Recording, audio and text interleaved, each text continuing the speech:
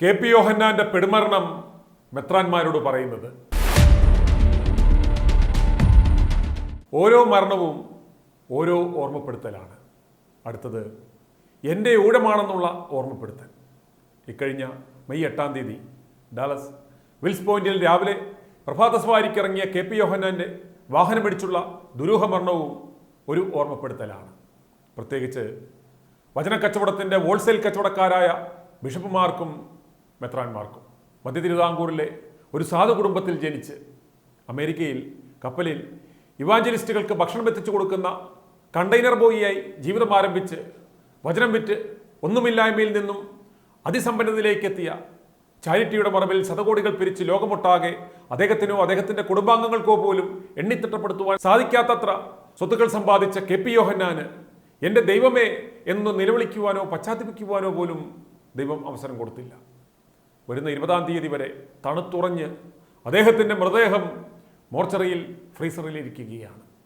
വിശുദ്ധ വേദപുസ്തകം കയ്യിലെടുത്ത് നിനക്കുള്ളതെല്ലാം വിറ്റ് ദരിദ്രന്മാർക്ക് കൊടുക്കുക, ഉണ്ണുവാനും ഉടുക്കുവാനും ഉണ്ടെങ്കിൽ അത് മതി എന്നൊക്കെ പറഞ്ഞ് വിദേശ രാജ്യങ്ങളിൽ നിന്നും ചാരിറ്റി ഫണ്ട് മേടിച്ച് സ്വന്തം കളപ്പുരയിൽ ശേഖരിച്ച് അതുകൊണ്ടും തൃപ്തി വരാഞ്ഞ് റിയൽ എസ്റ്റേറ്റ് മേഖലയിൽ നിക്ഷേപിച്ചൊടുക്കം സമ്പത്ത് സംരക്ഷിക്കുവാൻ പൗരോഹിത്യ സഭയാണ് നല്ലതെന്ന് മനസ്സിലാക്കി ഒറ്റ രാത്രി കൊണ്ട് ജുബ വലിച്ചു കീറി താറാവ് കൂടിൻ്റെ അടിയിലേക്ക് എറിഞ്ഞ് കാശ് കൊടുത്തൊരു മ്ലേച്ഛനായ CSI ബിഷപ്പിൽ നിന്നും കൈവപ്പ് മേടിച്ച് നൈറ്റിയും ഇട്ടിറങ്ങിയ യോനാച്ചൻ ബിലീവേഴ്സ് ഈസ്റ്റേൺ ചർച്ച് എന്നൊരു സഭയുണ്ടാക്കി സ്വയം ആ സഭയുടെ പരമാധ്യക്ഷനായി അവരോധിതനായി പേരും മാറ്റി അത്താനാസിയോസ് യോഹാൻ മെത്രാപ്പൊലിത്ത എന്നാക്കി. അദ്ദേഹം രൂപാന്തരം പ്രാപിച്ചതുപോലെ അതുവരെ അദ്ദേഹത്തിൻ്റെ പുറകെ നടന്ന പാസ്റ്റർമാരായി മീശയും താടിയും വടിച്ച് ജുബയും ഇട്ട് നടന്ന തേങ്ങാ പൊതിക്കുവാനും തെങ്ങിന് തടമെടുക്കുവാനും പൊക്കൊണ്ടിരുന്ന ദാസപ്പനും തൊമ്മിയും ഇത്താപ്പിരിയും പിന്നെ ബാക്കിയുള്ളവരെയും പിടിച്ച് കത്രാർമാരും ബിഷപ്പുമാരും ഒക്കെയാക്കി. മാർ അപ്രയും ഇപ്രയും, ഡബിൾ ഗിയർ മാർ ഒസ്താത്തിയോസ്, മാർ കൂന്താലിയോസ് എന്നൊക്കെ പേരും മാറ്റിക്കൊടുത്തു. നാട്ടുപുറത്തൊരു പ്രയോഗമുണ്ട്, പൂക്കണ്ണപ്പൻ മജിസ്ട്രേറ്റായി എന്ന്. ഏതാണ്ട് അതുപോലെ സാധുവോ ഡീക്കനോ ഷെമ്മാസിനോ കശീശയോ റംബാനോ മെത്രാനോ ഒന്നുമാകാതെ ഒറ്റയടിക്ക് യോഹന്നാൻ അത്താനാസോസ് യോഹാൻ മെത്രാപ്പൊലിത്ത എന്ന സഭയുടെ പരമാധ്യക്ഷനായി മാറി. അങ്ങനെ ഏത് ഗാബർക്കും പാതിരിമാരും മെത്രാന്മാരുമാകാം എന്ന നഗ്നസത്യം യോഹന്നാൻ നമുക്ക് കാണിച്ചു തന്നു. സെമിനാരിയിൽ പഠിച്ചില്ലെങ്കിലും തിയോളജി പഠിച്ചില്ലെങ്കിലും ഒരു നൈറ്റി ഇട്ടാൽ കൂതാശപ്പണി ചെയ്യാമെന്ന് അദ്ദേഹം നമ്മളെ കാണിച്ചു തന്നു. മറ്റു പൂച്ചാണ്ടി പൗരോഹിത്യ സഭകളുടെ തുടക്കം നമ്മളാരും കണ്ടിട്ടില്ല. പക്ഷേ നമ്മുടെ കാലഘട്ടത്തിൽ ഇത്തരമൊരു പരിണാമം നമ്മുടെ കൺമുമ്പിൽ സംഭവിച്ചപ്പോൾ പോലും ആർക്കും ഒരു അസ്വാഭാവികതയും തോന്നിയില്ല. പഴയ പൂച്ചാണ്ടി പിതാക്കന്മാരുടെ അപ്പനായി മാറി ഇന്നലെ വന്ന യോഹന്നാൻ. അതാണ് കാശിൻ്റെ പവർ. കൊള്ളയടിച്ച മുതലാണെങ്കിലും ചാരിറ്റിയുടെ മറവിൽ തട്ടിയെടുത്ത മുതലാണെങ്കിലും ചക്രം കയ്യിലുണ്ടെങ്കിൽ അവനെ നമ്മൾ പറയുന്ന പേര് വിളിക്കും. അതുകൊണ്ടാണ് താറാവ് യോനച്ചനെ ഇന്ന് മാധ്യമങ്ങൾ പോലും പറയുമ്പോൾ നാക്കുളുക്കിയാണെങ്കിലും അത്താനാസിയോസ് യോഹാൻ മെത്രാപ്പൊലിത്ത എന്ന് പറയുന്നത്. പാക്കരനെ പാക്കർ എന്ന് പറയുന്നത് പോലെ യോഹന്നാനെ യോഹാൻ എന്ന് വിളിക്കുന്നു. കാശ് വന്നപ്പോൾ പെന്തക്കോസ്തുമാർഗം ഉപേക്ഷിച്ച താറാവ് യോഹന്നാന്റെ വളർച്ചയുടെയും വീഴ്ചയുടെയും നാൾവഴികൾ വിശദമായി ITV ന്യൂസിൽ വരും ദിവസങ്ങളിൽ നിങ്ങൾക്ക് കാണാം. യോഹന്നാനെ നൈസായി വിളിച്ചിറക്കി ആളൊഴിഞ്ഞ് ക്യാമ്പസിന് പുറത്തിറക്കി വണ്ടിയിടിപ്പിച്ച് കൊന്നതിന് പിന്നിൽ അമേരിക്കയിലെയും കാനഡയിലെയും വഞ്ചിക്കപ്പെട്ട വിശ്വാസികളുടെ സമൂഹമാണോ, ആർത്തി പൂണ്ട യോഹന്നാന്റെ നാട്ടിലെ കുടുംബാംഗങ്ങളാണോ, അതോ സഭയിലെ തന്നെ തീവട്ടികളാണോ, അതോ റിയൽ എസ്റ്റേറ്റ് കച്ചവടവുമായി ബന്ധപ്പെട്ട മറ്റാരെങ്കിലും ശക്തികളാണോ എന്നാണ് കണ്ടെത്തേണ്ടുന്നത്.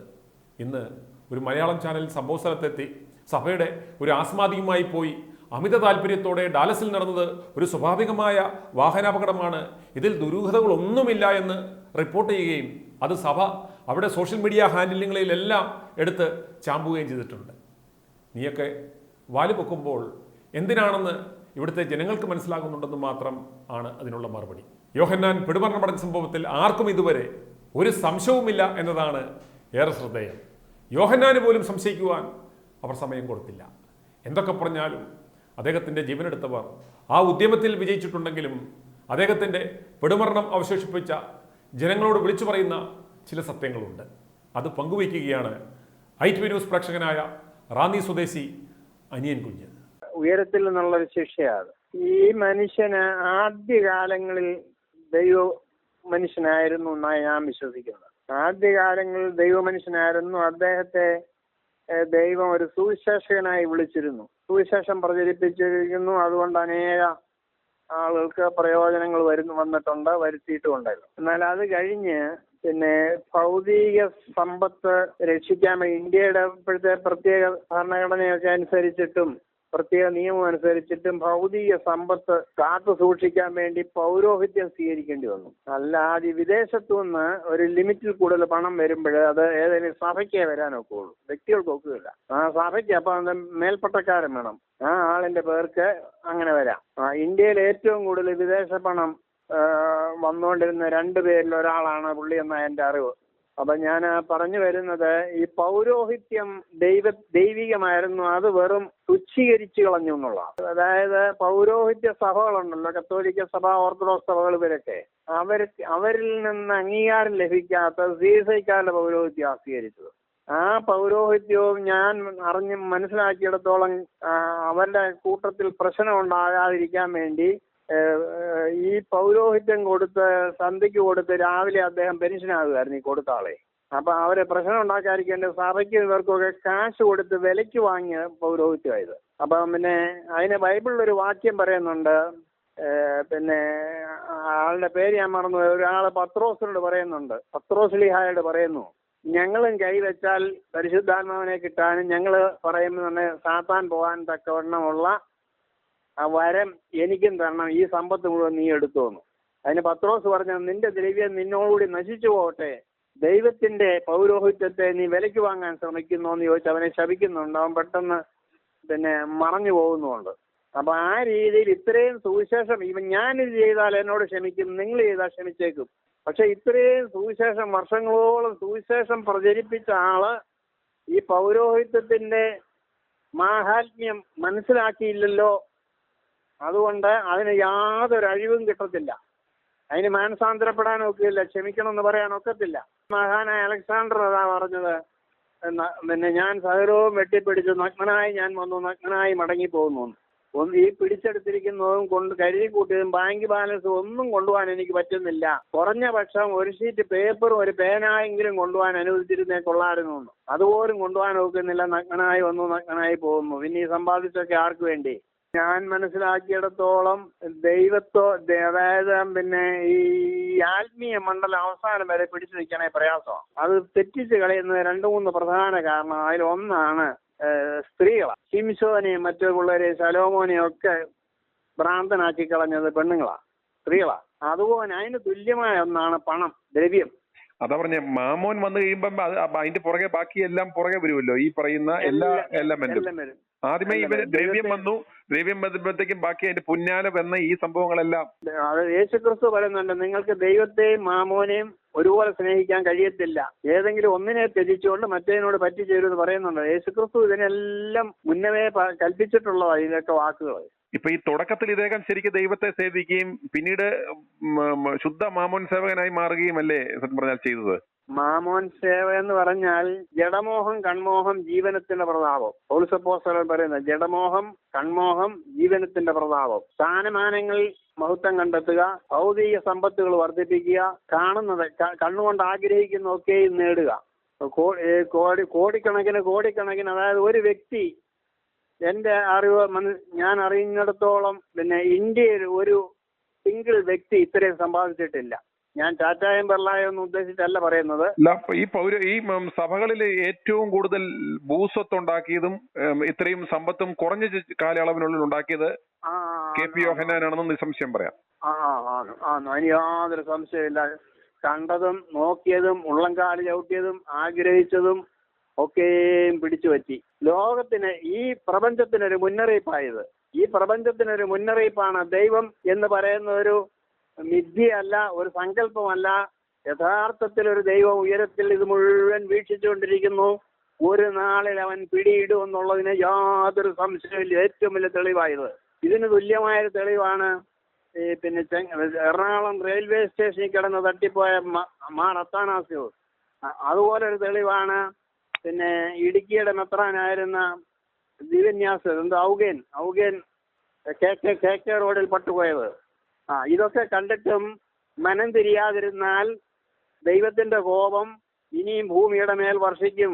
1 വർഷമോ 2 ദിവസമോ 10 വർഷമോ പാപം ചെയ്തിട്ട് ഒരു ദോഷവും സംഭവിച്ചില്ലെന്നും കരുതി ദൈവം ഇത് അറിയുന്നില്ലെന്ന് കരുതരുത്.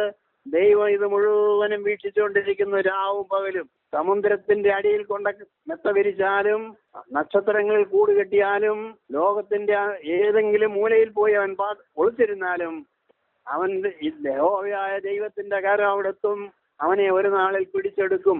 ഇന്ന് ഈ ലോകത്തിലുള്ള മതാധ്യക്ഷന്മാർക്കുള്ളവേ ഇപ്പോഴും പിന്നെ ചില മതങ്ങളുടെ പേര് ഞാൻ പറയുന്നില്ല, മഹാപുരോഹിതന്മാരെ പണസംബന്ധമായ കൃത്രിമം കാണിച്ചതിന് സസ്പെൻഷനിൽ നിർപ്പുണ്ട്. അതായത് അതിനേക്കാൾ സീനിയർ ആളുകൾ പൊതുജനങ്ങളെ കംപ്ലൈന്റ് ചെയ്തിട്ട് അവരെ സസ്പെൻഡ് ചെയ്തിരിക്കുന്നു. എന്നാൽ പിന്നെ നാണംകേട് വരാതിരിക്കാൻ കുപ്പായം ഊരുവൊന്നും വേണ്ട, കുപ്പായിട്ടോണ്ടിരിക്കുന്നു, യാതൊരു അധികാരവും ഇല്ലാതിരിക്കുന്നു. ഇവരൊക്കെ ഒന്ന് ചിന്തിച്ചോളണം. ഒരു നാളിൽ ദൈവത്തിന്റെ കരം നിന്നെ പിടിക്കും. നീ മനുഷ്യനെ അല്ല വഞ്ചിക്കുന്നത്, ഈ ലോകത്തെ അല്ല. അതിന്റെ പ്രധാന കാരണം ഇവര് ചെയ്യുന്ന സകല പ്രവൃത്തികൾ നിമിത്തം ദൈവനാമം ദുഷിക്കപ്പെടുകയാണ്. KP യോഹന്നാന് ഒരു വ്യക്തിയെ കുറിച്ചല്ല ഞാൻ പറയുന്നതെങ്കിലും അദ്ദേഹം ചെയ്തിരിക്കുന്നത് വെറുതെ വണ്ടി ഓടിച്ചു നടന്നവനും വെറുതെ ഓട്ടോറിക്ഷ ഓടിച്ചു നടന്നവനും വെറുതെ ഒരു ശിവായിയായിട്ട് ഉപദേശിയായിട്ട് നടന്നവനും ഒക്കെ മഹാപുരോഹിതനാക്കി. കുപ്പായം ഇട്ടു, തൊപ്പിയിലൊരു കുരിശ് മരിച്ചു വെച്ച് കുപ്പായം ഇട്ടു. ഈ കാപട്യം ഒരു നാളിൽ അച്ഛന് കച്ചം വരുമ്പോൾ കൊച്ചച്ഛൻ പരിയത്ത ഇവനെല്ലാം തറയിൽ പോവും. ഈ ഒരു ബിലീവേഴ്സ് എന്ന് പറഞ്ഞൊരു ഭാഗമല്ല ഇതര സഭകളില്. നമുക്കറിയാം, പൗരോഹിത്യം നഷ്ടപ്പെട്ട ധാരാളം പുരോഹിതന്മാരും മഹാപുരോഹിതന്മാരും കത്തോലിക്ക സഭയിലും ഉണ്ട്. ഈ അടുത്ത കാലത്തും പിന്നെ കുറച്ച് കന്യാസ്ത്രീ അമ്മമാര് തെരുവിലിറങ്ങി സമരം ചെയ്ത് അറിയാമല്ലോ അദ്ദേഹത്തിന്റെ പൗരോഹിത്യം നഷ്ടപ്പെട്ടു പോയത്. അപ്പൊ ഇത് ഇനി ജീവിച്ചിരിക്കുന്നവർക്ക് ഇത് കണ്ടുപഠിക്കാൻ വേണ്ടി ദൈവം ചെയ്യുന്ന ഒരു പ്രവൃത്തിയാണിത്. ദൈവത്തിന്റെ കരങ്ങളാണിത്. ഇത് കണ്ട് മനം തിരിയുന്നില്ലെങ്കിൽ ആകാശകോടാലി ഇടിവെട്ടി ഇവനെല്ലാം താഴെ പോവും. ഇപ്പൊ ഇത് ഒരു നന്മ ചെയ്താൽ അവന്റെ മാതാപിതാക്കൾക്ക് അഭിമാനമുള്ളതുപോലെ ഈ തിന്മ ചെയ്യുന്ന ഇവന്റെ മാതാപിതാക്കളെയും ദൈവം ശിക്ഷിക്കും. അതുകൊണ്ട് ഈ മറ്റ് സമുദായങ്ങളെ പോലല്ല ക്രൈസ്തവ സഭ, മറ്റ് സമൂഹങ്ങളെ പോലല്ല. ഇതിന് ചോദിക്കാനും പറയാനും അപ്പോഴപ്പോൾ ആലോചന തരാനും ഉത്തരവാദിത്തപ്പെട്ട ഒരാളുണ്ട്. പരിശുദ്ധാത്മാവെന്ന് പറഞ്ഞ ഒരാളുണ്ട്. അതിന്റെ മേളിൽ ചോദ്യം ചെയ്യാൻ പിന്നെയും ആളുകളുണ്ട്. അതുകൊണ്ട് പ്രവാചകന്മാരും ഒക്കെയും പറയുന്നു, ഉന്നതിന് മുകളിൽ ഉന്നതനും അതിന് മുകളിൽ അത്യുന്നതനും വ്യാപരിക്കുന്നുണ്ടെന്ന് നീ അറിയുന്നില്ലയോ? മെത്രാപ്പോലിത്തായ്ക്ക് മുകളിൽ കാതോലിക്കായും കാതോലിക്കായ്ക്ക് മുകളിൽ ഒരു മഹാകാതോലിക്ക സ്വർഗത്തിലിരിപ്പുണ്ട്. ഈ സ്ഥാനമാനങ്ങൾക്ക് ഈയിടെ ഓർത്തഡോക്സ് സഭയിൽ ഒരാളിനെ റീസ് കോർപ്പിസ്കോപ്പ എന്ന് പറയുന്ന സ്ഥാനം കൊടുത്തു. ഈ സ്ഥാനമാനങ്ങളൊക്കെ വാങ്ങുന്നവരോട് വ്യക്തമായ ഭാഷയിൽ, മലയാള ഭാഷയിൽ എനിക്ക് പറയാനുള്ളൊരു വാക്കുണ്ട്. യേശു ഇങ്ങനെയുള്ളവരോട് പറയുന്നു, സ്ത്രീകളിൽ ജനിച്ചവരിൽ നീ ഏറ്റവും വലിയവൻ, സ്വർഗരാജ്യത്തിൽ ഏറ്റവും ചെറിയവൻ നിന്നേക്കാൾ വലിയവൻ എന്ന് പറഞ്ഞാൽ സ്വർഗരാജ്യത്തിൽ കക്കൂസ് ഉണ്ടെങ്കിൽ അതിനകത്ത് കിടക്കുന്ന പുഴു ഇവനേക്കാൾ വലിയവനായിരിക്കും എന്നാ പറഞ്ഞതിന്റെ അർത്ഥം. തമാശതല്ല. മോനാണ് സെമിനാരിയിൽ വാറ്റിയന് സസ്പെൻഷനിൽ നിന്ന് 1 വർഷം. വാറ്റി മദ്യപിച്ച് സെമിനാരിയിൽ വന്നു, അവിടുന്ന് സസ്പെൻഷനായി. അവന്റെ അപ്പനാണ് ഈ പദവി കൊടുത്ത് ആദരിക്കുമ്പോൾ ഇത് കണ്ടോണ്ടിരിക്കുന്ന ജനങ്ങള് എന്താ പറയുക, ഇവനൊക്കെ പുച്ഛിക്കത്തില്ലേ? ഈ കോമാളി വേഷവും കെട്ടി നടക്കുന്ന ഇവനെയൊക്കെ ആളുകൾ കളിയാക്കൂലേ? നാണം ഇല്ല ഇവനൊന്നും. അതെ, ഈ ലോകത്തിന്റെ മഹിമയും മഹത്വവും മനുഷ്യരാൽ വിളങ്ങാൻ വേണ്ടി അങ്ങാടിയിൽ വന്ദനവും പള്ളിയിൽ മുഖ്യാസനവും കോർപ്പിസ്കോപ്പ എന്നുള്ള വിളിയും അവരാഗ്രഹിക്കുന്നു.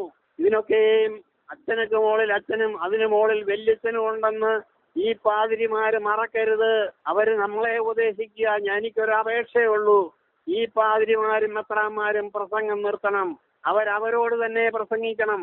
ദാവീദ് ഒരിക്കൽ സ്വയമായി പ്രസംഗിച്ചു, ആടിനെ മേയിച്ച് വയൽ പ്രദേശത്തിരിക്കുമ്പോൾ നിന്നെ ദൈവം വിളിച്ചു ഈ സ്ഥാനത്താക്കി. നീ ഇന്ന് ഒരു കാക്കി നിക്കറ് ഇട്ടുകൊണ്ട് ആടിനെ മേയിച്ച് നടന്നവൻ, നീ ഇന്ന് പൊന്നുകൊണ്ടും സ്വർണം കൊണ്ടും ഇൽറ്റിട്ടിരിക്കുന്ന വസ്ത്രം ധരിച്ച് ഇഷ്ടാനുസരണമുള്ളതായ ഭോജ്യങ്ങൾ കഴിച്ച് രാജസന്നിധിയിലിരിക്കുന്നു. അല്ലയോ ദാവീദേ, നീ ആരാണെന്ന് അവനോട് തന്നെ ചോദിച്ചപ്പോഴാണ് ദാവീദ് കിരീടം എറിഞ്ഞിട്ട് അനുദപിക്കുന്നത്. ഈ മേൽപ്പട്ടക്കാരും ഈ പട്ടക്കാരും എനിക്ക് ഏതാണ്ട് കിട്ടിപ്പോയി, ഇനി എന്നെ ചോദ്യം ചെയ്യാൻ ആരുമില്ല എന്ന് ചിന്തിക്കരുത്. സകലമാന മനുഷ്യർക്കും വിടുതൽ കിട്ടിയാൽ ഈ സമൂഹത്തിന് വിടുതൽ കിട്ടത്തില്ല. കാരണം ഇവർ അറിഞ്ഞുകൊണ്ടാണ് ഈ പാപം ചെയ്യുന്നത്. സ്ഥാനമാനങ്ങൾക്ക് വേണ്ടി ഇനി അല്പം പൈസയോ ഒരു കൈമുത്തോ കൊടുത്താൽ ഇത് കൊടുക്കാനിരിക്കുന്ന വേറൊരു സ്ഥാപനം ഇവർക്കൊരു ബോധോദയം വരുത്താതെ, ഇവർക്ക് ഒരു ഉപദേശം കൊടുക്കാതെ ചോദിക്കുന്ന കൊടുക്കുക.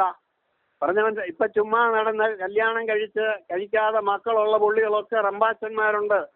കോർപ്പിസ്കോപ്പ എന്ന് പറഞ്ഞ നാടില്ലാത്തടത്ത് ആനയെ വാങ്ങിയതുപോലെ ഉള്ളൂ, യാതൊരു അധികാരവുമില്ല. പക്ഷെ കോർപ്പിസ്കോപ്പായ ഈ കുപ്പായം മുഴുവനും ആദാമിന്റെ വസ്ത്രം ഉരിഞ്ഞു പോയതുപോലെ ഇത് മുഴുവൻ ഉരിഞ്ഞു പോകുന്നു, ഒരു നാഴിക വരുന്നു.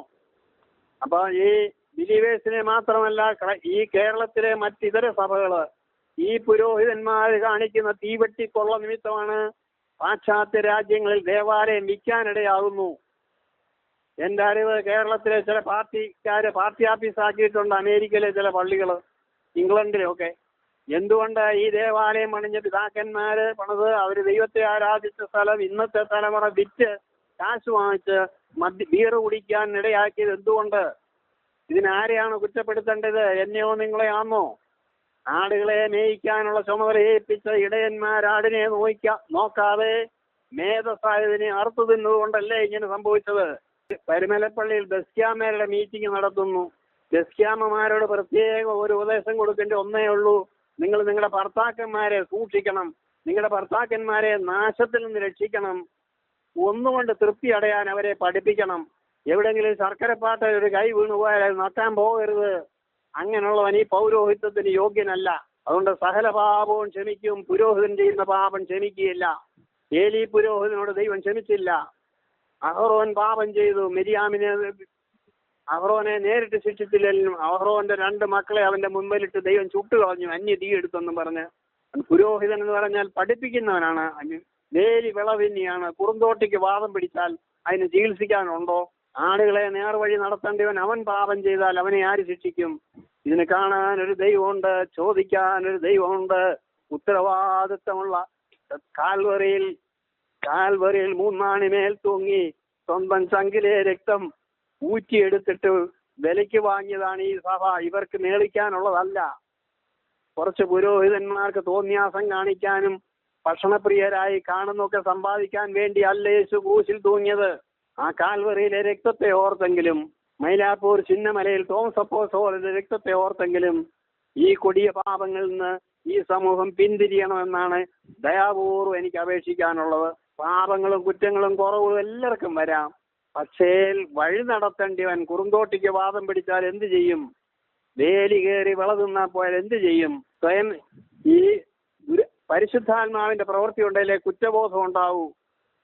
ഈ സമൂഹത്തിൽ ഒരിക്കലും ഉണ്ടാവുകയല്ല. പരിശുദ്ധാത്മാവും ഇവരുമായിട്ട് ആയിരക്കണക്കിന് കിലോമീറ്ററിന്റെ അകലമാണ് കിടക്കുന്നത്. യേശു ക്രിസ്തുവിന്റെ പരസ്യ ശുശ്രൂഷ കാലത്ത് യഹൂദന്മാരുടെ ഇടയിൽ വലിയ പ്രശ്നങ്ങളുണ്ടായി. അന്ന് ഇവർക്ക് തമ്മിൽ 2 വിഭാഗമായിട്ട് തിരിഞ്ഞ് പ്രശ്നങ്ങളുണ്ടായി. യേശുവിനെ അനുകൂലിക്കുന്നവരും പ്രതികൂലിക്കുന്നവരും ഉണ്ടായി. അന്ന് ഇതിനൊരു മധ്യസ്ഥ പറയാനായിട്ട് ഗമാലിയേൽ എന്ന് പറയുന്ന ഇസ്രായേലിന്റെ ഏറ്റവും വലിയൊരു നീതിജ്ഞൻ, തത്വചിന്തകൻ, പരിശുദ്ധനായ മനുഷ്യൻ, യഹോവയായ ദൈവത്തിന്റെ ആത്മാവുള്ള ഗമാലിയേലിന്റെ അടുത്ത് ഇവരെല്ലാം കൂടെ ചെന്നു. പരീശന്മാരും ശാസ്ത്രിമാരും എല്ലാം കൂടെ ചെന്നപ്പോൾ ഗമാലിയേൽ ഇതിന് പറഞ്ഞ മറുപടി, ഉയരത്തിൽ നിന്ന് ശക്തി ലഭിച്ചു എങ്കിൽ അവൻ നിലനിൽക്കും, അവനെ ഉപദ്രവിക്കാൻ പോകരുത്. ഉയരത്തിൽ നിന്ന് ശക്തി ലഭിച്ചില്ലെങ്കിൽ നിങ്ങൾ ഒന്നും ചെയ്യേണ്ടത് തന്നെത്താൻ താഴെ വീണ് നശിച്ചു പോയിക്കോളും. അതിന് 2-3 ഉദാഹരണങ്ങൾ പറഞ്ഞു. നമ്മുടെ ഇവിടെയും തന്നെ 2-3 ഉദാഹരണങ്ങളുണ്ട്. ഞാൻ സമൂഹത്തെ അധിക്ഷേപിക്കാൻ ചിന്തിക്കരുത്. 5 വേദം എന്നും പറഞ്ഞൊരു വേദം ഉണ്ടായി, എതിരെ പോയത്. ഇപ്പൊ ചെയ്യേണ്ട സംഘവും കൂട്ടരും കൂടെ ആടിപ്പറഞ്ഞ് പൂമ്പഴം താഴെ വീഴുന്ന പോലെ വീണുകൊണ്ടിരിക്കുന്നു. എതിരെ പോയി. ഉയരത്തിൽ നിന്ന് ശക്തി ലഭിച്ചത് മാത്രം നിലനിൽക്കും. യഹോവയായ ദൈവം കൈയിട്ടത് ആ അടിസ്ഥാനങ്ങളിൽ പണിതേ നിലനിൽക്കൂ. അല്ലാത്തൊക്കെ തന്നെ പോവും. ഈ നല്ലൊരു അരയടി കളറമുള്ള ഒരു ബാങ്കിലൊക്കെ ഇരിക്കുന്ന ബൈൻഡിട്ട പുസ്തകം ഉണ്ടല്ലോ, ബുക്ക്. ആ ബുക്കിന്റെ കുത്ത് കെട്ടിപ്പോയാൽ ആ പേപ്പർ ഓരോന്ന് അഴിഞ്ഞു പോകുന്ന പോലെ ഈ മനുഷ്യൻ സമ്പാദിച്ചിരിക്കുന്നത് മുഴുവനും അഴിഞ്ഞു പോകും.